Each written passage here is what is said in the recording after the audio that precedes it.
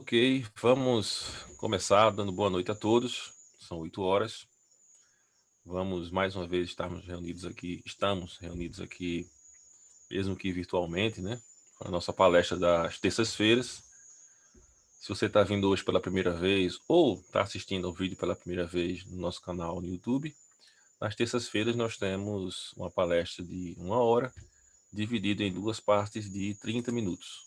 A primeira parte, normalmente se fala sobre o Livro dos Espíritos, que hoje nós teremos Cláudia, trabalhadora da casa, com o tema do Livro dos Espíritos, Direito de Propriedade, perguntas, 880, 880 e 881.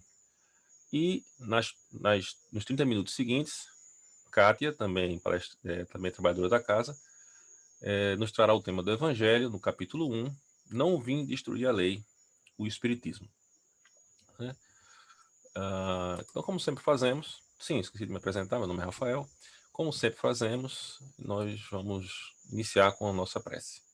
Então, vamos todos elevar o pensamento ao alto, acalmar nossas mentes, abrandar nossos corações, nos conectar com o nosso Pai, com o Altíssimo, sempre agradecendo, primeiramente, a oportunidade de estarmos todos reunidos aqui, mesmo que virtualmente, para mais um estudo na noite de hoje, no Evangelho e do Livro dos Espíritos.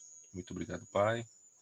Te rogamos amparo e assistência às nossas irmãs trabalhadoras que irão fazer as palestras na noite de hoje, que elas possam ser intuídas dentro da sua colocação para que nos passar os temas que foram prescritos da melhor maneira possível, com tranquilidade e com harmonia. Sendo assim, Pai, peço tua permissão para dar por iniciado o trabalho da noite de hoje, a tua santa e divina paz. Que assim seja. Assim seja. Kátia, Livro dos Espíritos, é com você. Comigo. Oh, perdão, errei. Cláudia. Sem Que problema. parece, Kátia com Cláudia Kátia, parece. Cláudia, tudo parecido. Bom, gente, então, novamente, boa noite, sejam todos muito bem-vindos. Então, a gente vai começar o nosso estudo dessa terça-feira. Eu fiquei encarregada de conversar com vocês sobre a parte terceira do Livro dos Espíritos, especificamente capítulo 11, da Lei de Justiça, Amor e Caridade, item 2, que trata do direito de propriedade. E as perguntas 880 e 881. Bom, então, Kardec, na pergunta 880, ele pergunta aos espíritos: qual o primeiro direito, qual o primeiro de todos os direitos naturais do homem? E os espíritos respondem de pronto: o de viver, o direito de viver. E aí, quando eu vi essa palavrinha viver, me veio na cabeça o livro Vida, Desafios e Soluções. Eu acho que alguns de vocês já devem ter lido, é uma obra de Joana de Ângeles, psicografada por Divaldo Pereira Franco. Por que me chamou a atenção? Porque a gente vai observar, num pequeno trecho que eu vou ler nos comentários, como a Joana dá o devido valor à vida. Fato que muitas vezes nós encarnados não damos. Nós, espíritos encarnados, não damos o devido valor a essa reencarnação, essa oportunidade reencarnatória que nos é concedida com o propósito de nós evoluirmos. Então, Joana diz o seguinte: a saga da evolução é longa e, por vezes, dolorosa. E aí a gente lembrou, né, de todo o esforço que cada um de nós fez antes de nos tornarmos individualidades, antes de sermos espíritos, quando éramos ainda princípio espiritual e não tínhamos nem consciência de nós mesmos.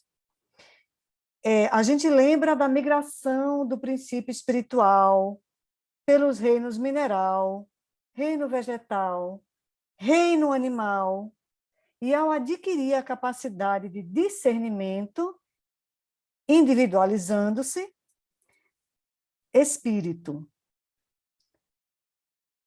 E nós passamos, o princípio espiritual migrou por todos esses reinos, vivenciou todas as experiências necessárias para chegar a individualizar-se e ser denominado de espírito, tornar-se um ser capaz de pensar por si mesmo e tomar suas próprias decisões no uso do livre-arbítrio concedido pelo nosso Criador.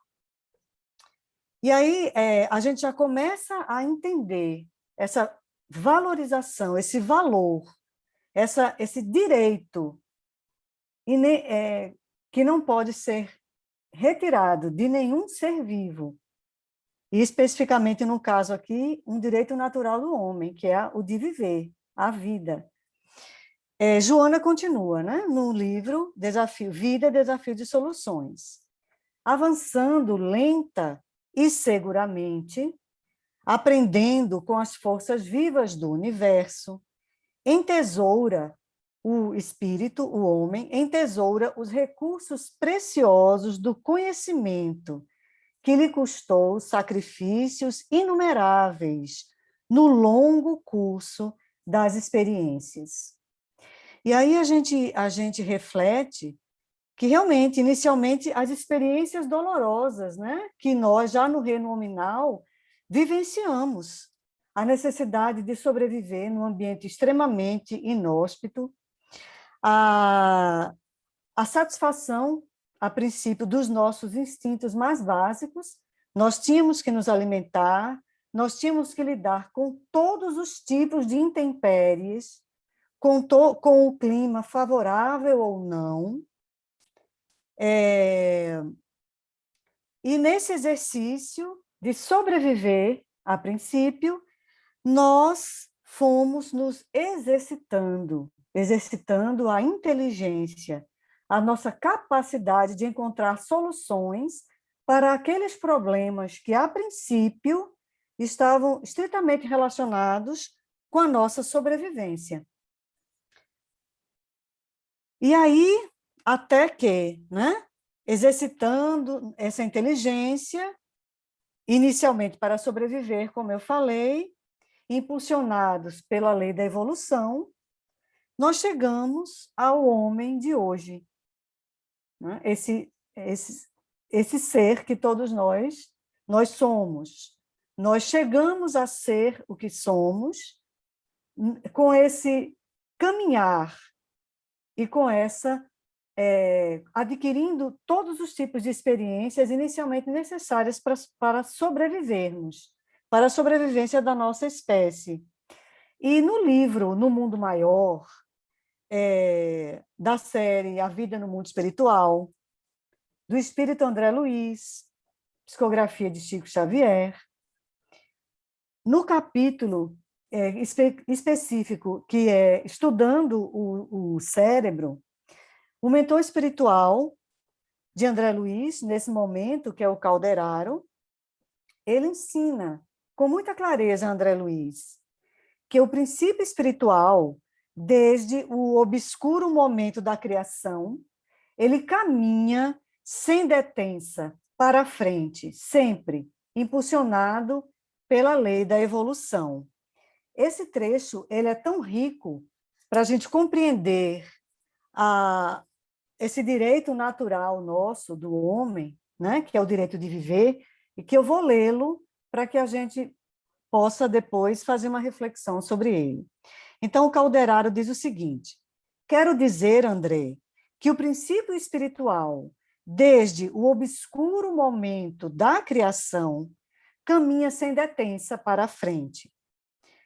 Vejam que interessante, vejam o esforço evolutivo. Afastou-se o princípio espiritual, afastou-se do leito oceânico, atingiu a superfície das águas protetoras, moveu-se em direção à lama das margens, debateu-se no charco, chegou à terra firme, experimentou na floresta copioso material de formas representativas, ergueu-se do solo, contemplou os céus e, depois de longos milênios, durante os quais aprendeu a procriar, alimentar-se, escolher, lembrar e sentir, conquistou a inteligência. Viajou do simples impulso, né, que nós sabemos que está no reino mineral, para a irritabilidade, que já se observa no reino vegetal, da irritabilidade do reino vegetal para a sensação no reino animal, e da sensação para o instinto, eu falei reino mineral, reino vegetal, reino animal, da sensação para o instinto, quando era inicialmente o homem primitivo, ele tinha da sensação, né, do princípio espiritual, quando no reino vegetal, passa para o instinto, já no reino animal, e, por fim, para a razão, ou seja, no reino hominal. Então, a gente entende, né, o porquê que os espíritos foram tão claros quando eles afirmaram que o primeiro direito, o primeiro de todos os direitos naturais do homem é o de viver. E aí a gente começa a pensar na complementação dessa resposta, né? Quando os espíritos continuam respondendo a Kardec. E aí eles dizem assim, continuando, por isso, ainda na pergunta 280, é que ninguém tem o direito de atentar contra a vida de seus semelhantes, nem fazer o que quer que possa comprometer-lhe a existência corporal. Bom, aí a gente tem uma historinha, né? Uma historinha não, uma história com H maiúsculo, porque foi uma história verídica, o fato é verídico, né? E aconteceu no livro Os Mensageiros, também desse mesmo momento da vida no mundo espiritual, né? Que é André Luiz traz as informações todas através da mediunidade do Francisco Cândido Xavier para nós. Mas antes disso, eu terminei passando aqui, porque a gente chegou, né, quando a gente estava colocando antes, né, e fazendo toda a escalada evolutiva nessa questão do viver, da importância da vida para o homem, a gente chegou até no momento da razão. Mas aí Joana, né, ainda no livro Vida, Desafios e Soluções, ela complementa esse raciocínio do Calderaro, no livro Mundo Maior, quando ela diz o seguinte: o homem agora se interroga a respeito da finalidade de todo esse curso de crescimento, descobrindo, por fim, que se encontra no limiar das realizações realmente planificadoras e profundas, porque as que significam libertação dos remanescentes, ampliando as aspirações na área das mais nobres, portanto, afligentes, aquelas que deixam as sequelas da amargura ou do desânimo. A criatura está fadada à felicidade, vista do infinito além das expressões do espaço. O que ela quer dizer aí é que a evolução é um processo que teve um início e não tem fim. Como a sabedoria também é infinita, nós estaremos sempre em busca do conhecimento. E na busca do conhecimento, à medida que aprendemos, vamos, à medida que as nossas necessidades são supridas, porque o instinto é algo que sempre estará presente no homem encarnado, é extremamente importante para a sobrevivência da espécie, Entretanto, quanto mais apurado este homem, quanto mais sensível e quanto mais intelectualmente desenvolvido e moralizado, menos instinto, menos as sensações, os instintos farão parte da vida dessa criatura. E ela já estará em busca dessas emoções que nos chama ângeles, complementando a ideia, né, do nosso processo evolutivo, desde a espiritual até o reino nominal e na nossa caminhada para sermos um dia espíritos evoluídos e chegarmos à angelitude, como no final, porque estamos fadados à felicidade, vista do infinito, sem mais limitações para esse espírito, quando nós chegarmos nesse nível evolutivo. A gente vai para a complementação de 80, quando os espíritos voam, né, e colocam para cá. Por isso é que ninguém tem o direito de atentar contra a vida de seus diante de toda essa importância que nós da vida, nem fazer o que quer que possa comprometer-lhe a existência corporal, né? Nem de forma também atentar contra a vida, nem de fazer o que pode a existência corporal, porque muitas vezes a ação direta, mas é uma ação indireta, que pode desestruturar a criatura, né? De forma a fazer com que ela perca uma reencarnação inteira. Então, eu me lembrei do livro Os Mensageiros, de André Luiz, também dessa fase atual, quando é relatado para a gente a história, né, com H maiúsculo, porque é uma história do próprio Alfredo, história. E ele começa contando que ele tinha um sócio chamado, e eles eram muito das questões dos negócios, mas também a vida familiar. Mas acontece que o sócio, né, do nosso amigo Alfredo, ele se apaixona pela do Alfredo. E ele faz tudo o que ele pode fazer para tentar conquistar a esposa do amigo e tenta assediá-la de todas as formas. Mas a esposa do Alfredo, ela era uma mulher íntegra e ela não tinha o menor interesse, né, de ter nada com homem nenhum, né, muito menos com o sócio do.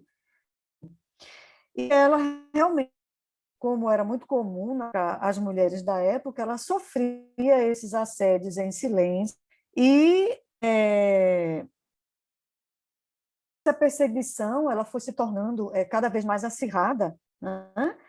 A ponto de o perseguidor, quando, né, no caso, o Paulo, ele entendeu que não conseguiria o seu intento, movido pelo ódio, e pelo fato de ter sido desprezado, começa a colocar ideias, né, na cabeça do amigo, como a gente costuma dizer popularmente, caraminholas, né?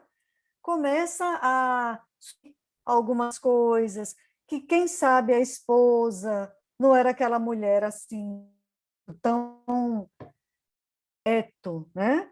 Como o Alfredo achava que era, e ele começa realmente uma campanha de difamação contra aquela que é a sua vida. Começa realmente a envenenar o espírito do Alfredo. E chega ao ponto de ele subornar criados, né?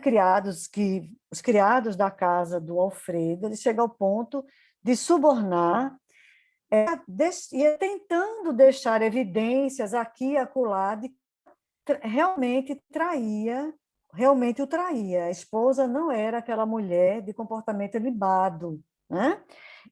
E chega, né, ao absurdo de contratar um servo da casa. Ele veste o servo muito bem. Noite em que a esposa do Alfredo já dormia, estava recolhida, ele combina com o servo para que eles entrem na casa e pelo Alfredo, saindo do quarto da Esmalha, né? Da Esmalha.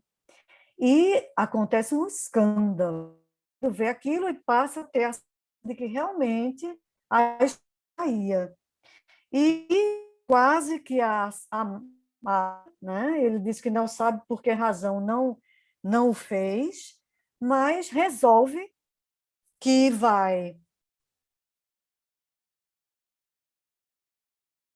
a esposa devolver aos pais, leva a desmoralizada para a casa de seus pais, deixa-a lá, interna os filhos no colégio, internos, para que os filhos ficassem distantes também da mãe, uma criatura sem moral, sem honra, né, na visão dele, e quando a Esmalha desencarna, dois anos depois, da tuberculose, decorrente de todo o desgosto, né, de todo o sofrimento pelo passado, retorna, e nesse retorno, o amigo Alfredo estava no leito de morte, e no leito de morte confessa, desculpem, o Paulo, né? O Paulo, no leito de morte, confessa ao Alfredo tudo o que havia feito.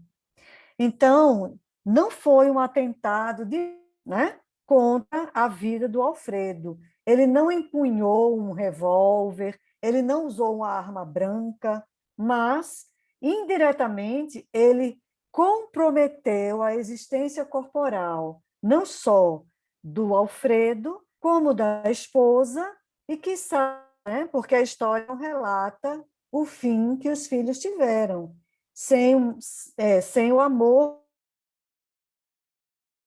afastados da família. Então, a gente observa, né, a grande responsabilidade que nós temos, não só com a nossa vida, com os cuidados que temos ter, com a oportunidade, né, de enxergarmos sempre esse processo como uma oportunidade de evolução. Passamos por dificuldades, vemos que essas dificuldades são nada mais, nada menos que a colheita do que plantamos, né? Às vezes ainda não, ou em reencarnações. E a grande responsabilidade de termos muito cuidado, nem direta, nem indiretamente, contra a vida de nenhum dos nossos semelhantes, pois que, afinal de contas, o direito de viver todos os direitos naturais do homem, com os espíritos. E a pergunta 881, Kardec faz o seguinte questionamento: o direito de viver dá ao homem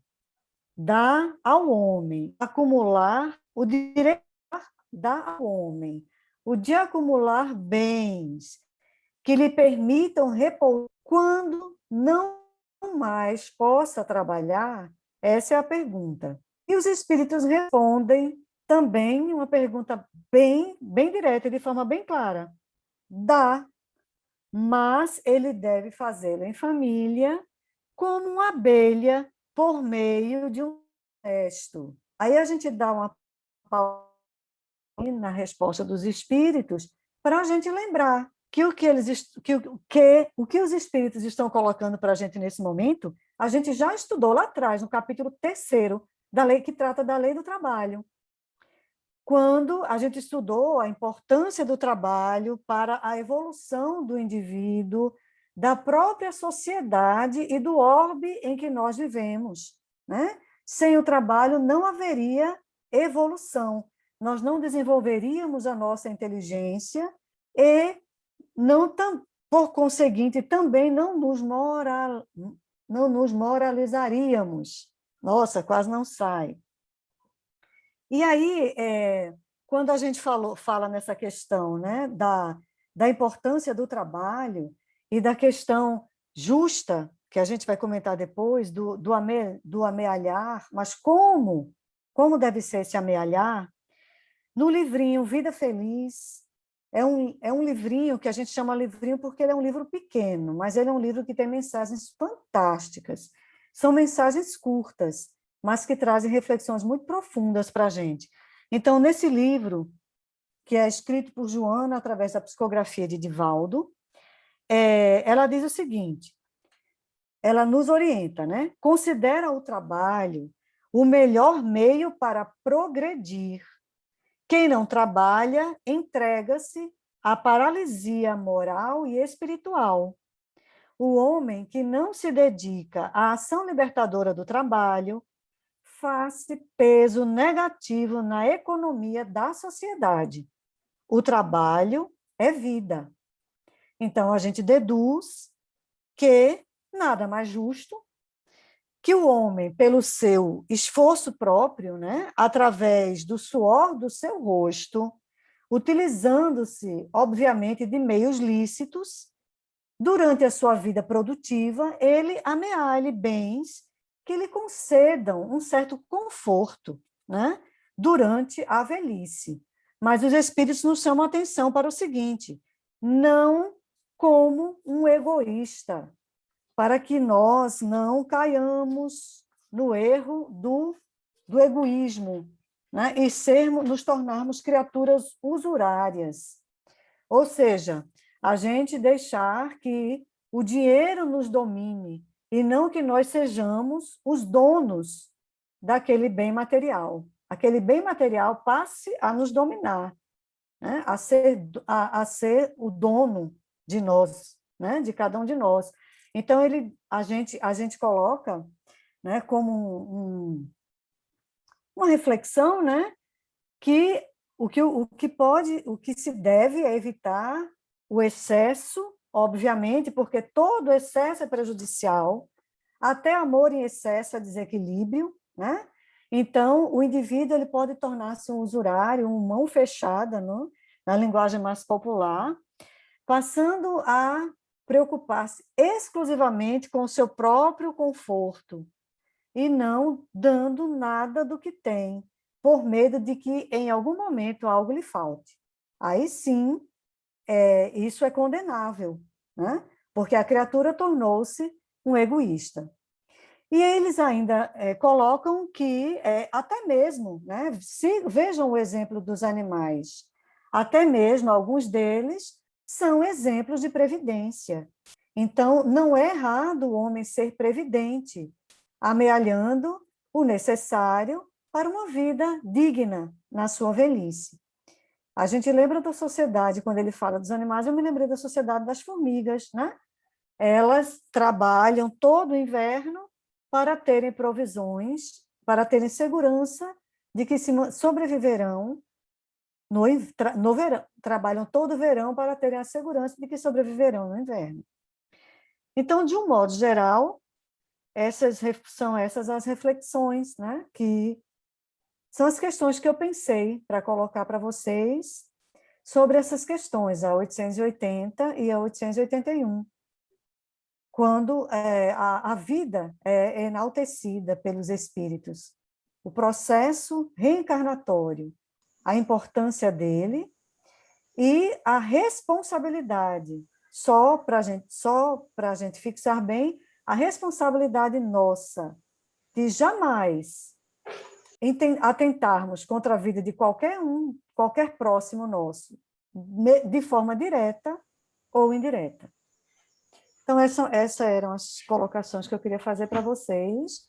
E aí, retorno a palavra para o Rafael, para dar continuidade ao nosso estudo de hoje. Obrigado. Obrigado, Cláudia. Agora acertei, não disse Kátia. Pelas suas colocações. Certo? É muito bom sempre a gente estudar, né, essa questão dos nossos direitos fundamentais, né? E sobretudo o direito à vida. Foi muito bom. Sem mais delongas, como eu sempre digo, né, Kátia? Passo a palavra para você para dar o início ao estudo do Evangelho.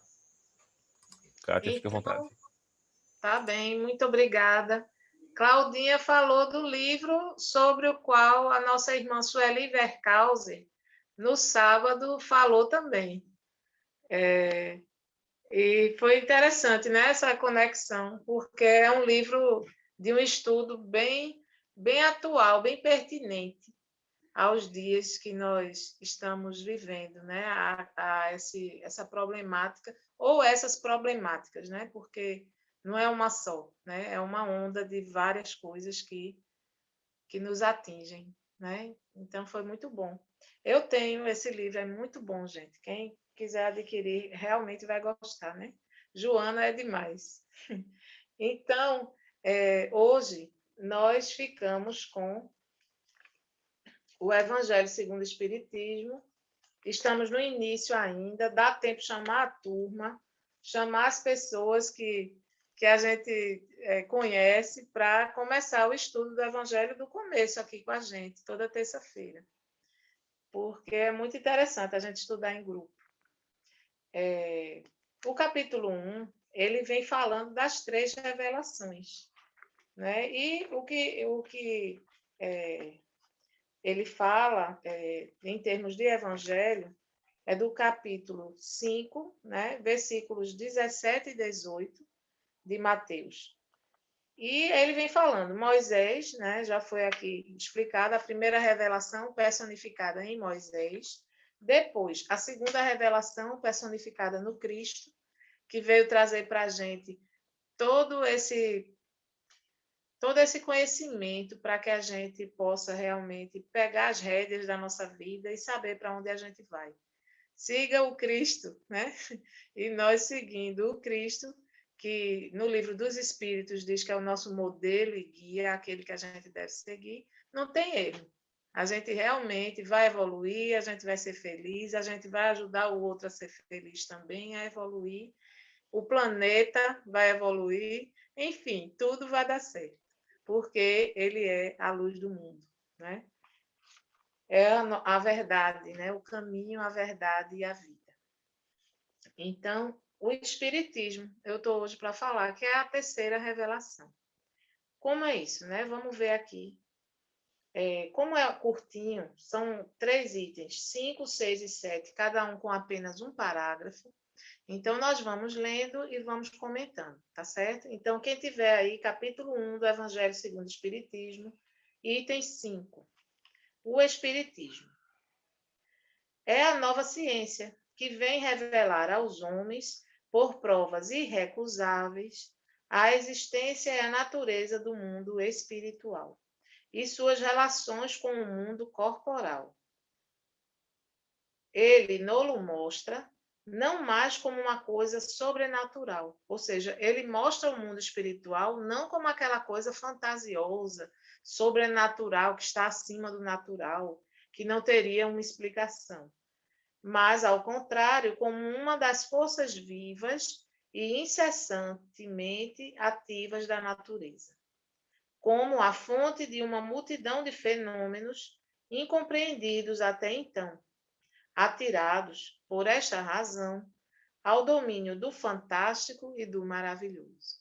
Então, o que é interessante no nosso irmão Kardec é que ele é extremamente didático. E em todo o início de todos os livros da codificação espírita, ele vem fazendo essa introdução, essa explicação lógica, para que a pessoa realmente que abre, vamos dizer que a pessoa não comece pelo começo, não comece pelo que é o Espiritismo, pelo livro dos Espíritos, que tem toda a base da doutrina. Vamos dizer que ela queira começar e até necessite, por problemas que ela esteja vivendo, né? Ela vai e ganha um evangelho, segundo o Espiritismo. E ela não tem conhecimento nenhum da doutrina, mas ela vai conseguir compreender o que realmente alicerça a doutrina através do estudo sequenciado do Evangelho segundo o Espiritismo. Então, se ela não adquirir, não tiver acesso ao livro dos espíritos, mas ela vai compreender perfeitamente em que chão ela está pisando, em que se baseiam os espíritos para fazer certas reflexões que vão vir depois, de outros trechos também do Evangelho de Jesus. Então, é muito trabalho assim que ele teve, foi muito trabalho, mas um trabalho altamente criterioso.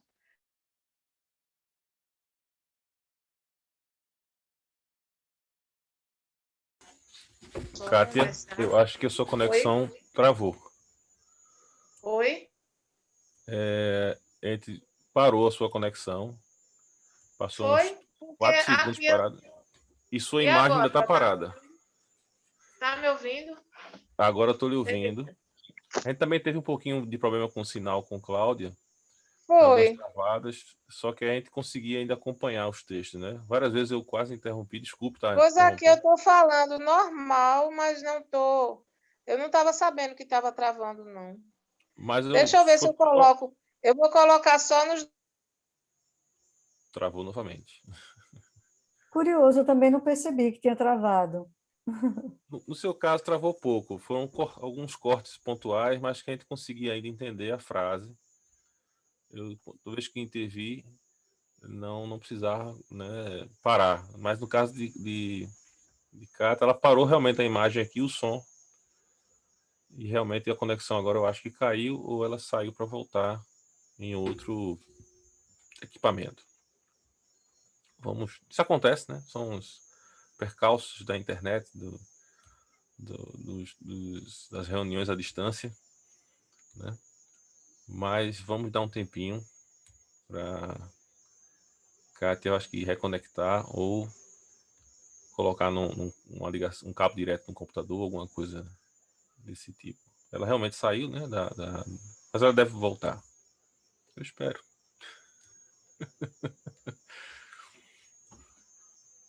Bom, ela estava falando do capítulo do Espiritismo, né? Se ela não voltar, a gente faz uma leitura. Vamos esperar uns 2 minutinhos.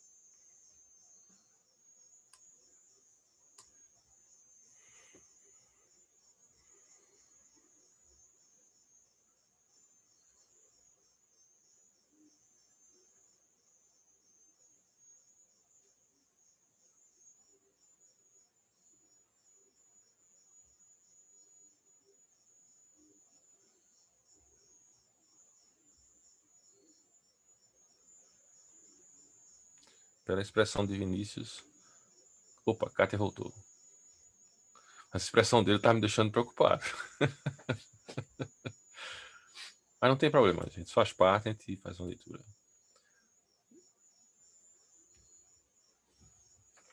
Kátia? Estou te vendo. Tá me ouvindo? Você está sem som, Kátia. Seu som. Tá com som.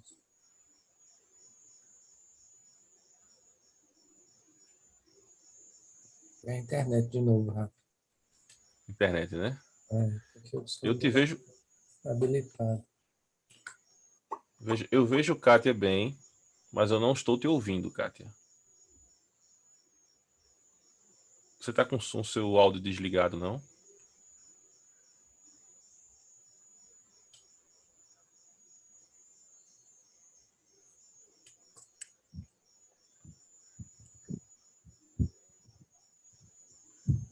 Acho que a internet tá ruim lá também. Tá, caiu. Pronto. Então, vou fazer então a leitura do Espiritismo. Tá retornando. Né? Tá retornando? Pronto. Vamos ver se agora vai. Vai conseguir. Pronto, retornei. Ah, perfeito. Tô te ouvindo. Tá me ouvindo? Ah, ainda bem.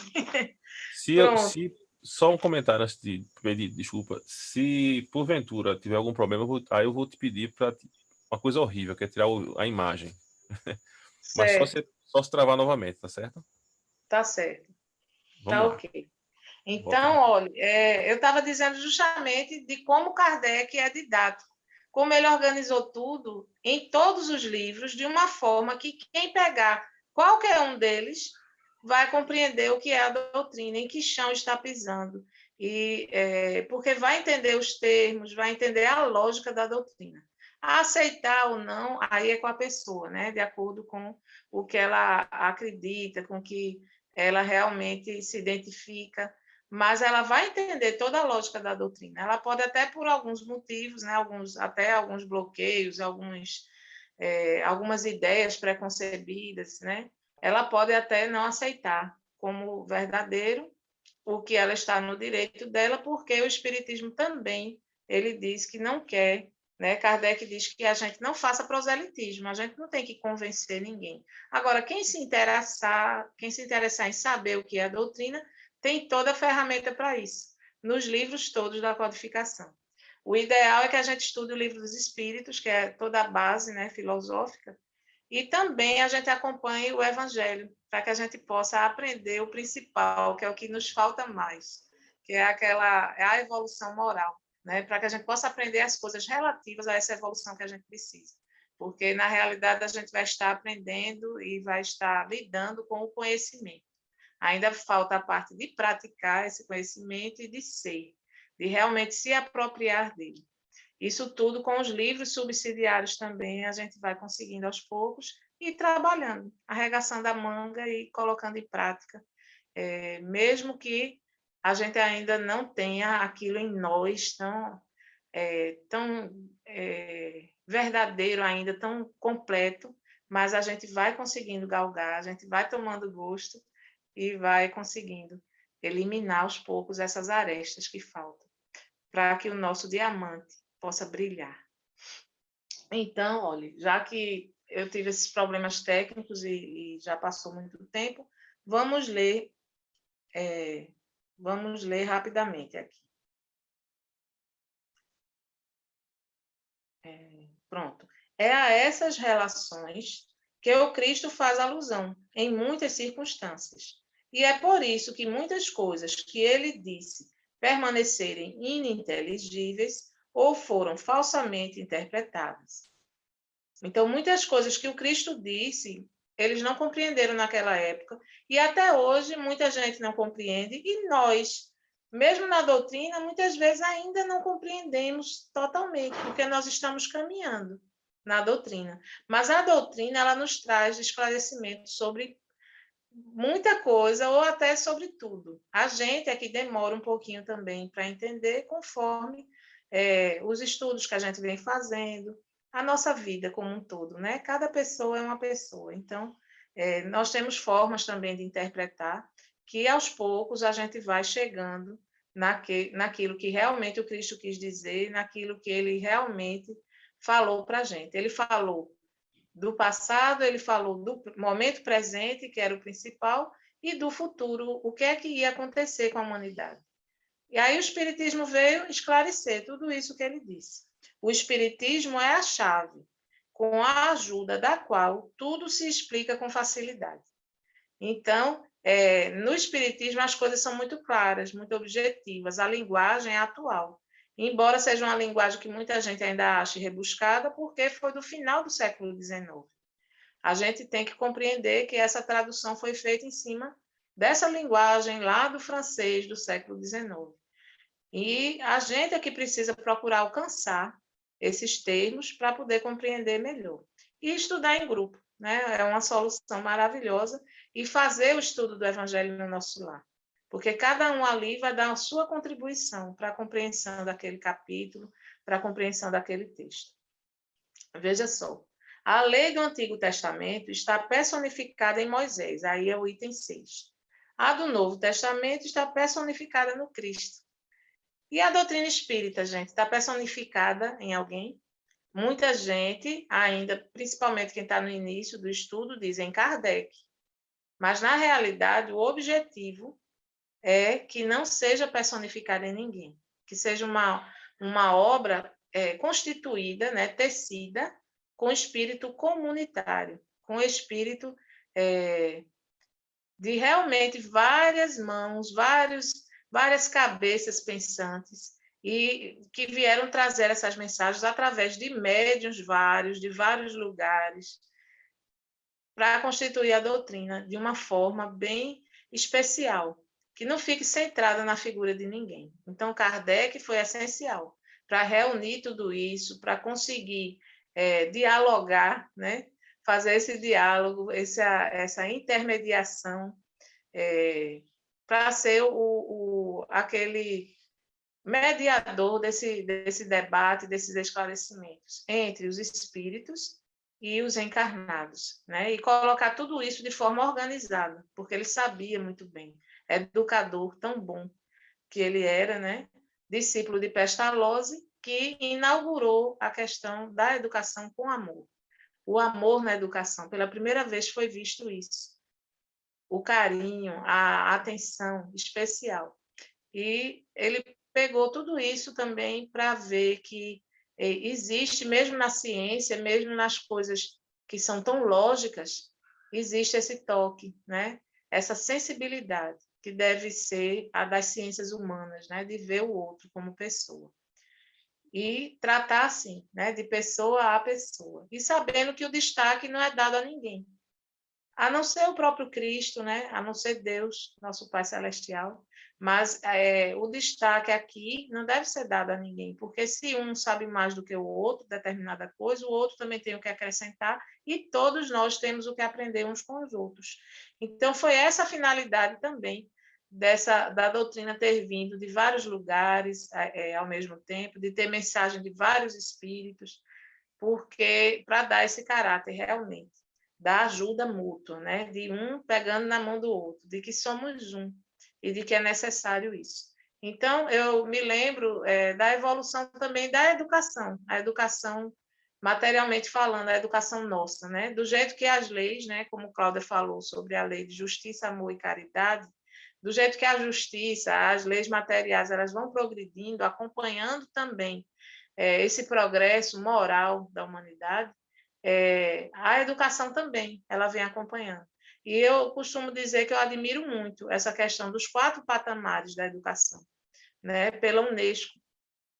Os 4 patamares que foi um estudo de muita gente, de todos os países, né, para que se chegasse a isso. Que é o primeiro, é o saber. O segundo, o saber fazer. O terceiro, o saber ser. Aí foi acrescentado um quarto depois, que é justamente o saber conviver. Então, a gente vê que tem tudo a ver com o progresso do espírito mesmo, né? Como se dá o aprendizado de nós, espíritos, com relação a cada uma das coisas que a gente vai aprendendo no decorrer do tempo. É o saber, né? O conhecimento teórico, é o saber fazer, que é a ação, depois o saber ser, que vai estar presente também nas nossas reações, não só nas nossas ações, que a gente pensa para fazer, por mínimo que seja, mas a gente pensa. E nas reações a gente não pensa, é que a gente realmente demonstra quem nós somos.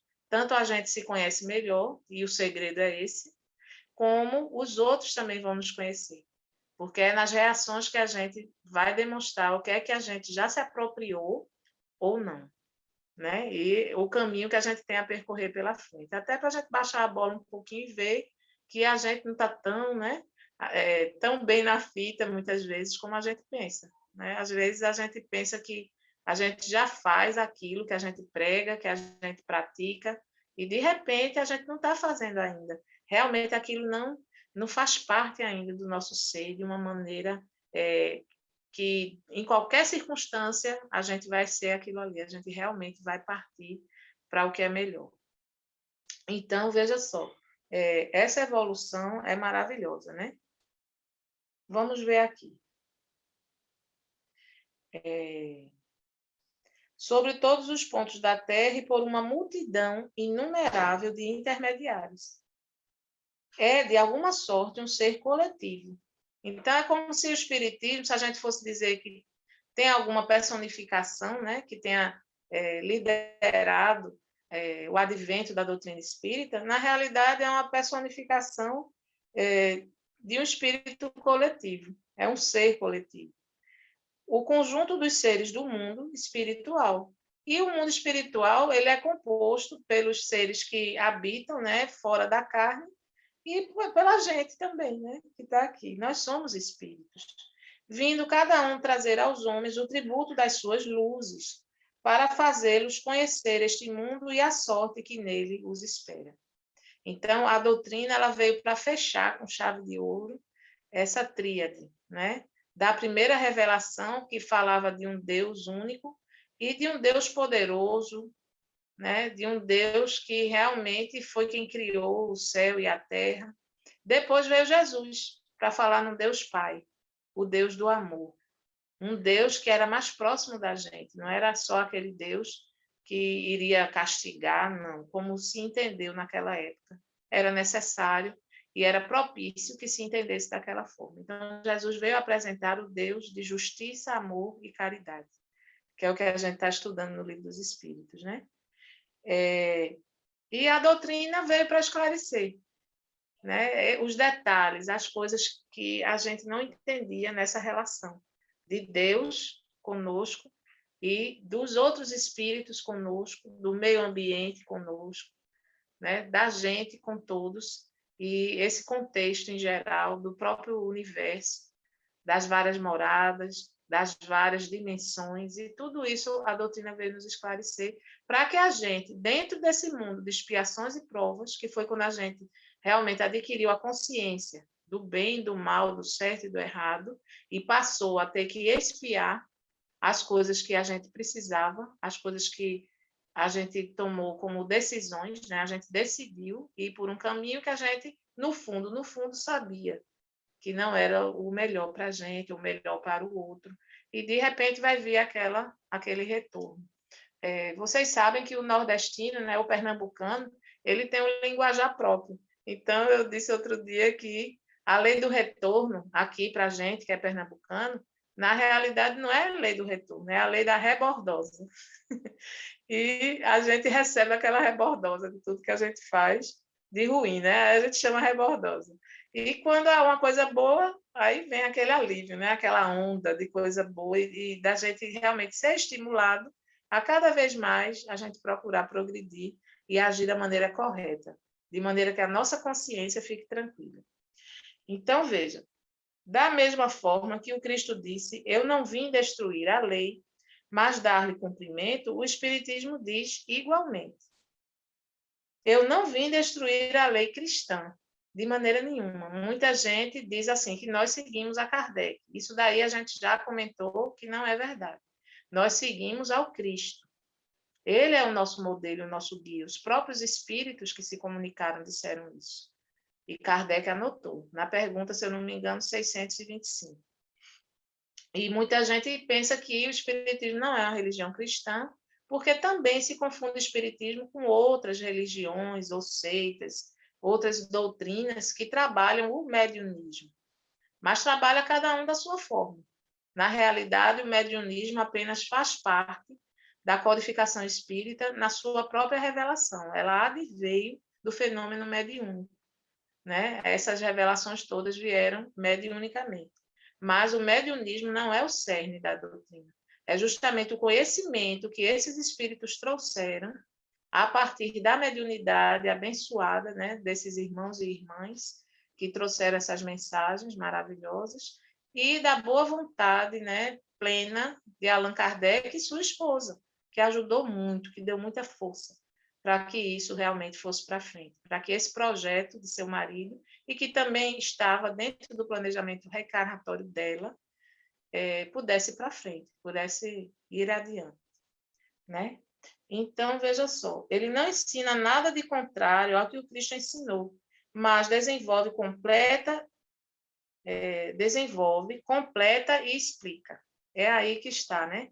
Então, eu tinha anotado aqui, eu acho que não vai dar tempo, né? Teve aquele probleminha também. Então, o espiritismo, ele é um ser coletivo, né? Como ele disse. Eu anotei aqui algumas frases que eu achei interessante dos itens 5, 6 e 7 do capítulo 1. O espiritismo é a nova ciência, ele disse para abrir o capítulo. Depois ele falou, o espiritismo é a chave. Interessante, né? Para a gente abrir as portas, para a gente adquirir mais lucidez, enxergar melhor e por vários ângulos, e abrindo o nosso leque de visão e de compreensão. O Espiritismo não está personificado em nenhum indivíduo, sim nos espíritos, né? Que são as vozes do céu. Eu acho linda essa metáfora. As vozes do céu. E onde é o céu? A gente já sabe que não está em cima nem embaixo, né? Não tem lugar.